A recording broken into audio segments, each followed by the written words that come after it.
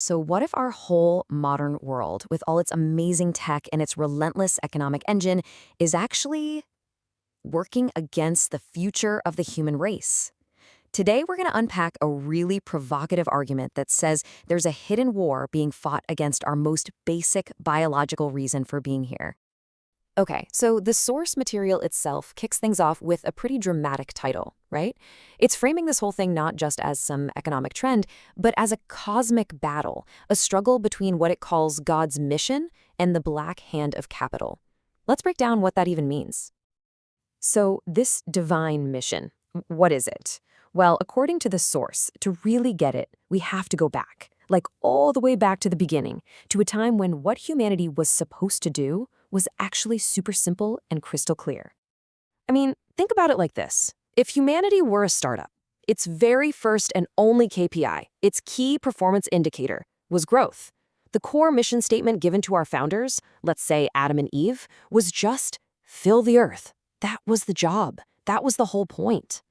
But then, a new product hit the market, a temptation so powerful, the source argues, that it completely threw that original mission off the rails. In this version of the Garden of Eden story, the serpent isn't a snake. Nope, it's Steve Jobs. And the apple isn't a piece of fruit. It's that glowing screen in your hand. The argument here is that the instant, easy pleasure we get from our phones, the games, the videos, the endless scrolling, it's so addictive that it made us completely forget our main purpose. And okay, this is where the story gets really wild. It's presented like a cosmic chess game. On one side of the board, you have God, who apparently recruits Elon Musk to create a super high-tech solution, a brain implant to physically hardwire pleasure and procreation back together. And on the other side, capital makes its countermove with a simple, brilliant piece of low tech, the condom, which completely severs pleasure from consequence. So let's just run through that again. Capitalist supposed four-move checkmate. Step 1, distract everyone with tech. Step 2, get them hooked. Step 3, wait for the big divine counterattack. And step 4, deploy a simple, perfect block. The end result? The original mission is completely subverted. But the argument claims it didn't just stop with distraction. It says the attack got way more direct, moving from just getting us to ignore the mission to actively making us hate it in our modern economy. The source says this is also a war of words. It points to this term, birthing machine, as a prime piece of evidence. It's a phrase that's allegedly designed to strip the act of having children of anything sacred or special and turn it into something that sounds cold, industrial, even oppressive. And this attack isn't just cultural. The source uses this incredibly provocative term, economic castration, to describe how the economy itself is set up to make it almost impossible for people to have families. Let's look at how. So the source breaks this down into three main tactics. First, overwork. You know, these 996 work cultures, 9 a.m. to 9 p.m., 6 days a week. You just don't have the time or the energy for a family. Second, debt. Student loans, mortgages. They create this financial trap. And third, space. People are living in these tiny, expensive city apartments, pigeon cages, the source calls them. There's literally no room for a family to grow. And this all leads to the source's really grim conclusion, which it sums up with that famous boiling a frog analogy. The idea is that this isn't some sudden crisis. It's a slow, steady increase in pressure that we barely even notice until it's way too late. A slow march towards extinction.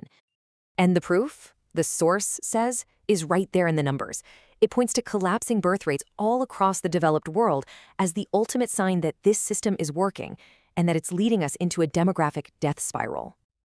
Okay, so if that's the diagnosis, what's the cure?